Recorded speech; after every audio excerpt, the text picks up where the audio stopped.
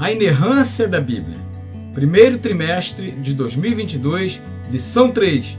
Lição da revista da CPAD. A inerrância da Bíblia. A verdadeira palavra de Deus. Vem comigo e vamos para mais uma aula.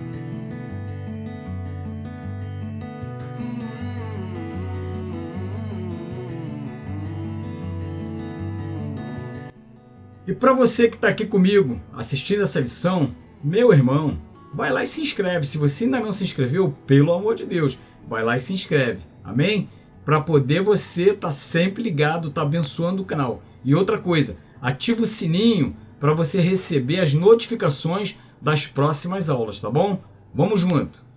O tópico 1, parágrafo 1, diz assim, o conceito de inerrância bíblica. A inerrância bíblica é o ensino que afirma que a Bíblia não contém erro algum, que não comete erros. Ela não contém erro, ela não comete erros, que não falha, que não se engana, totalmente livre de contradições, verdadeira e em tudo o que diz, em questões espirituais, ética, moral e também quanto aos fatos históricos e científicos. Mateus 5,18 diz assim, vamos ler. Porque em verdade vos digo que até que o céu e a terra passem, nenhum jota ou tio jamais passará da lei, sem que tudo seja cumprido. Há versões que dizem nem a menor letra, ao invés de jota, não é isso? E por que a palavra jota? Tem outras que tem o i, tem outra que é a menor letra. Por que foi que Jesus falou sobre isso? Sobre o jota, sobre o i, sobre a menor palavra? Na verdade, esse desenho que é a letra hebraica, a pronúncia dele, que é Iod, é o nome da letra hebraica de menor tamanho. É o menor tamanho de letra do alfabeto hebraico. E por isso que Jesus citou essa letra Iod como referência. Quer dizer, nada, nenhuma coisa pequenininha vai poder passar sem que se cumpra. Mateus 5,18. A inerrância baseia-se no sentido literal das palavras, Mateus 5,18.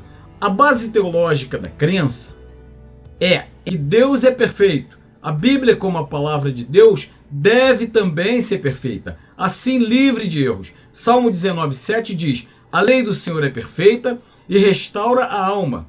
O testemunho do Senhor é fiel e dá sabedoria aos simples. Quando se colocou esse simples, significa que transforma humilde em sábio. A precisão histórica da Bíblia é uma fonte.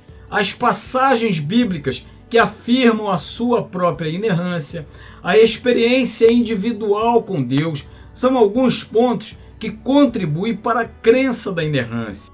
Há certas frentes do cristianismo que abandonaram a doutrina da inerrância da Bíblia, valorizando o ceticismo racionalista, que se baseia no poder da razão. Nós não pensamos dessa maneira. A alta crítica negativa, que é quando o crítico consome a obra, quer dizer, ele lê, e analisa de acordo com a sua bagagem e o seu gosto. E, por fim, ele emite uma opinião que ele não acha que a obra é boa por causa disso ou daquilo. Tem gente que pensa, que trabalha dessa maneira. Se abrirmos mão de ensinar que a Bíblia não erra, estamos dando passos para abrir mão da autoridade da Bíblia. Se for admitida a existência de algum erro nas Escrituras, estaremos jogando fora toda a veracidade divina, fazendo a certeza desaparecer. Se a gente, por exemplo, levantar que tem um erro, há possibilidade de ter um erro, de ter outro erro, de ter outro erro, de chegar a 1000 erros. Mas não, a Bíblia não erra. Nós temos que entender e crer dessa maneira pela sua própria palavra. A Bíblia não contém erro algum, não comete erros, não contém falha, não se engana, livre de contradições, verdadeira em tudo que diz. Eu já falei aqui em lição passada, que a Bíblia narra erros, narra mentira, mas ela não comete erro, ela não comete mentira. O tópico 1, parágrafo 2 diz, a Bíblia reivindica a sua inerrância. Ela diz assim, eu não erro. Olha para cá, eu não erro. É o que a própria Bíblia diz. O termo inerrância não aparece na Bíblia, mas a ideia está presente nas páginas do texto sagrado. Está escrito aí na revista da EBD. Se você acompanha a revista, você vai ver isso. Provérbios 35 diz que toda palavra de Deus é pura. Ele é escudo para os que nele confiam. A inerrância por meio da sua palavra está ao alcance de todos que confiam em Deus, em que confiam na própria palavra. Suas palavras não necessitam de especulação humana para torná-las completas. Salmo 18:30 diz: o caminho de Deus é perfeito, a palavra do Senhor é provada, ele é escudo para todos os que nele se refugiam. A palavra foi testada como uma palha no fogo e provada que era tudo o que prometia ser. Paralelo ao Salmo 18:30, nós lemos em 2 Samuel 22:31 que fala o texto: o caminho de Deus é perfeito, a palavra do Senhor é aprovada, ele é escudo para todos os que nele se refugiam. Jesus também ratificou que a Escritura não pode ser anulada. Está lá em João 5, João 10:35. Nem se pode introduzir nada a elas. Ela é fiel, irrepreensível e incorrigível, pois não comete erros. João 17:17 diz: santifica-os na verdade, a tua palavra é a verdade. E no tópico 1.3 diz: a infalibilidade e a inerrância da Bíblia. Ela não falha e ela não erra. O conceito da infalibilidade volta-se ao conhecimento pessoal que alguém tenha de Deus em relação à Bíblia, que tudo irá se cumprir por completo, como citado em Isaías 55:11, que diz assim: assim será a palavra que sair da minha boca, não voltará para mim vazia, mas fará o que me apraz e prosperará naquilo para que a designei. O próprio Senhor falando através do profeta. A inerrância ocupa-se, mais especificamente, com a transmissão precisa dos detalhes da revelação. Quem crê na Bíblia inerrante também crê na Bíblia infalível. Jesus, como os judeus da época do Antigo Testamento, creem que a fidedignidade das Escrituras não abrangia apenas seus ensinamentos mais importantes, mas também detalhes mais insignificantes, como o texto de Mateus 5:18. Depois você lê lá. Devido a alguns eruditos crerem que a Bíblia poderia ser infalível no cumprimento do propósito de Deus, mas podendo cometer alguns erros devido a isso, quer dizer, crê numa parte, mas não crê em outra. Essa ideia conduziu a ortodoxia cristã a formular uma declaração em defesa da veracidade das Escrituras, baseada na premissa da inspiração divina, em que a Bíblia não falha e não erra, porque tinha gente que achava que ela não falhava, mas errava. E aí eles, em 1978, na cidade de Chicago, 1978, foi realizado o Concílio Internacional da Inerrância Bíblica. Ao término do evento, 300 eruditos, mais ou menos, publicaram a Declaração de Chicago, ratificando a autoridade da Suprema Escritura. E um de seus artigos diz assim: a Escritura na sua inteireza é inerrante, quer dizer, toda a Escritura, e está livre de toda falsidade, fraude ou logro. Negamos que a infalibilidade e a inerrância da Bíblia se limitam aos temas espirituais, religiosos ou redentores, salvação, excluindo-se as asseverações nos campos da história e da ciência. Não, ciência e história faz parte. A declaração esclarece que, embora escrito por homens, as Escrituras são infalíveis, inerrantes, porque é divinamente inspirada. E no tópico 2, a gente vai falar sobre o Espírito Santo preservou as Escrituras. Nós temos os manuscritos autógrafos. O termo manuscrito também é usado para o texto original de um autor, escritor, poeta, ensaísta, etc. Quando escrito pela mão do autor, o manuscrito designa-se manuscrito autógrafo. Manuscrito autógrafo são os textos com a grafia, com a escrita do próprio punho do escritor bíblico. Filemão 1,9 diz assim, ó: eu, Paulo, de próprio punho o escrevo, eu pagarei, para não te alegar que também tu me deves até a ti mesmo. É aquela passagem lá de Filemão, né, que fala sobre Onésimo. Você deve ter lido, você já conhece isso.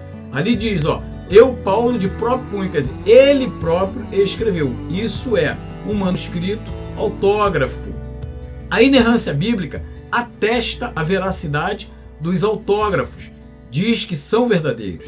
Levantam objeções a respeito da inexistência dos documentos autógrafos, escritos pelos autores, quer dizer, levantam, né, controvérsia, porque cadê esses documentos e tal? Esses documentos originais, verdadeiramente, não sobreviveram. O que temos disponíveis são cópias desses manuscritos, tá? Desse modo, o questionamento dos teólogos divergentes é racional. A gente pode entender isso. Ué, mas se eles não têm a prova, né, como é que a gente quer provar? Essa dúvida é humanamente plausível e requer respostas convincentes. E em resposta a essas objeções, a Declaração de Chicago, que eu falei lá, de 1978, no artigo 10, diz assim, ó: afirmamos que, a rigor, a inspiração diz respeito somente ao texto autográfico das Escrituras, o qual, pela providência de Deus, pode-se determinar com grande exatidão a partir de manuscritos disponíveis. Cremos que as Escrituras Sagradas pertencem aos documentos originais e que as cópias fiéis desses manuscritos preservaram a exatidão dos originais. O Espírito Santo manteve a revelação divina incorruptível. João 16,13 diz: quando vier, porém, o Espírito da verdade, ele vos guiará a toda a verdade, porque não falará por si mesmo, mas dirá tudo o que tiver ouvido, e vos anunciará as coisas que hão de vir. E o parágrafo 2 diz: os manuscritos apógrafos. Apógrafo significa copiado. Denominam-se os textos copiados de manuscritos originais. Atualmente existem mais ou menos cerca de 25 mil cópias dos manuscritos bíblicos. A maior parte deles em hebraico, grego e latim. Também em aramaico, que era a língua que Jesus falava, né?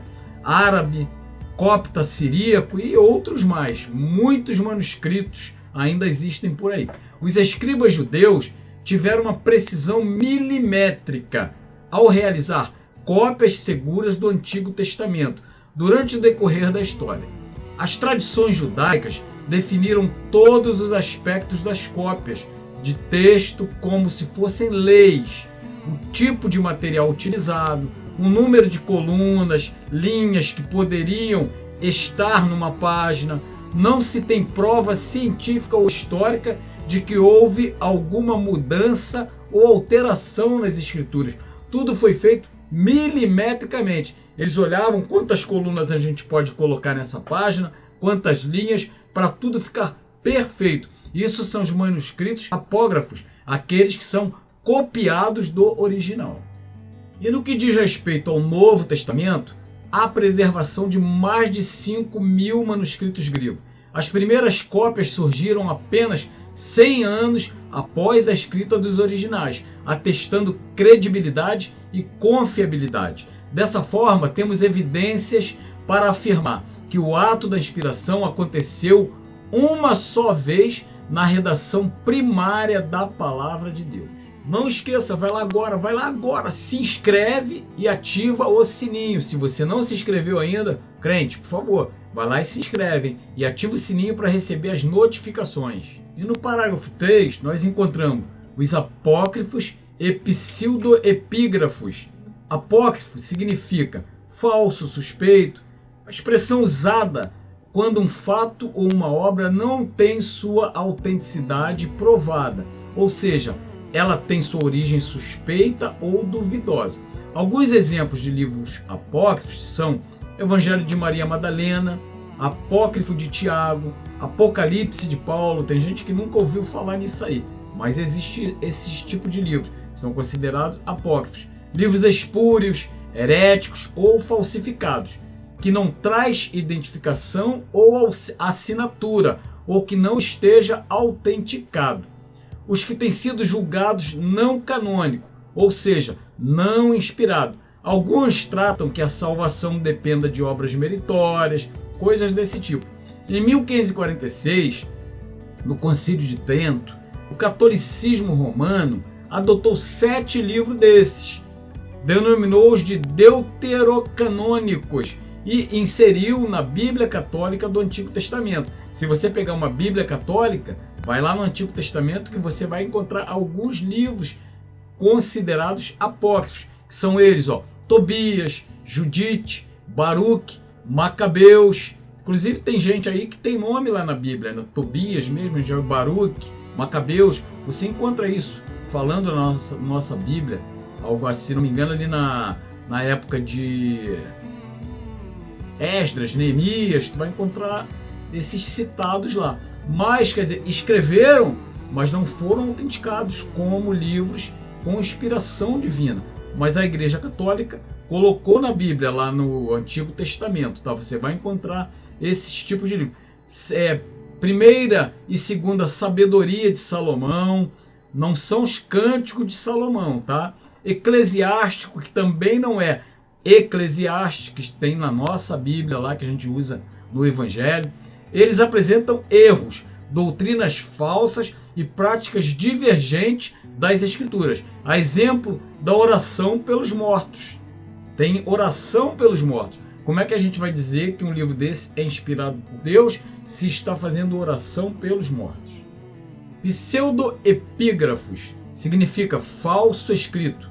Por exemplo, do Antigo Testamento, a Assunção de Moisés. E no Novo Testamento, Apocalipse de Pedro, produzido por autores anônimos, que diziam que sua autoria era de profetas e apóstolos. Quer dizer, profeta, Moisés. Tem um livro aqui de Moisés. Não, isso é um falso escrito. Tem um livro aqui de Pedro. Não, isso é um falso escrito, tá?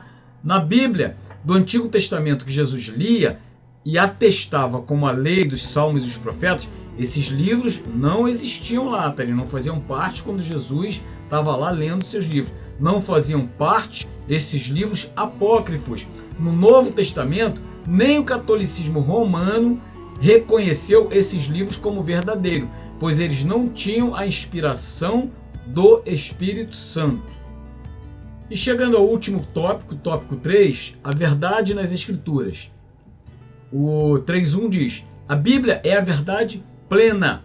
Verdade tem o significado do que é correto, confiável. Verdadeiro significa isso, é correto, é confiável, não comete erros, né?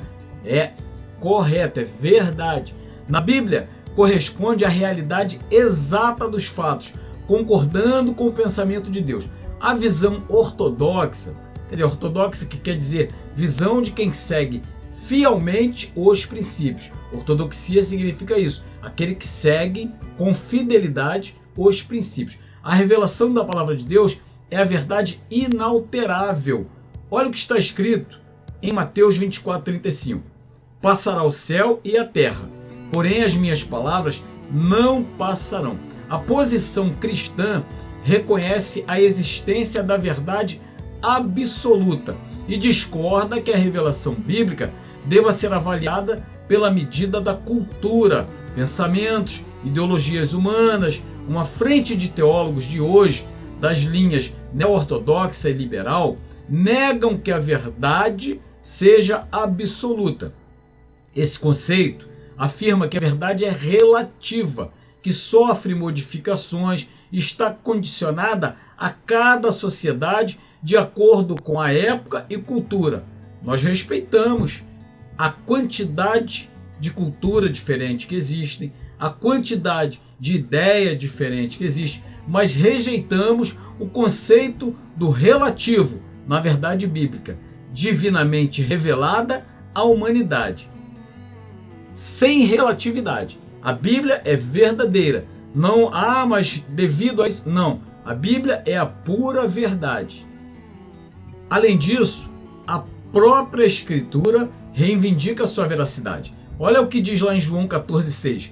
Respondeu-lhe Jesus: eu sou o caminho, a verdade e a vida. Ninguém vem ao Pai senão por mim. E Romanos 3,4 diz: de maneira nenhuma seja Deus verdadeiro e mentiroso todo homem, segundo está escrito, para seres justificado nas tuas palavras e venha a vencer quando fores julgado.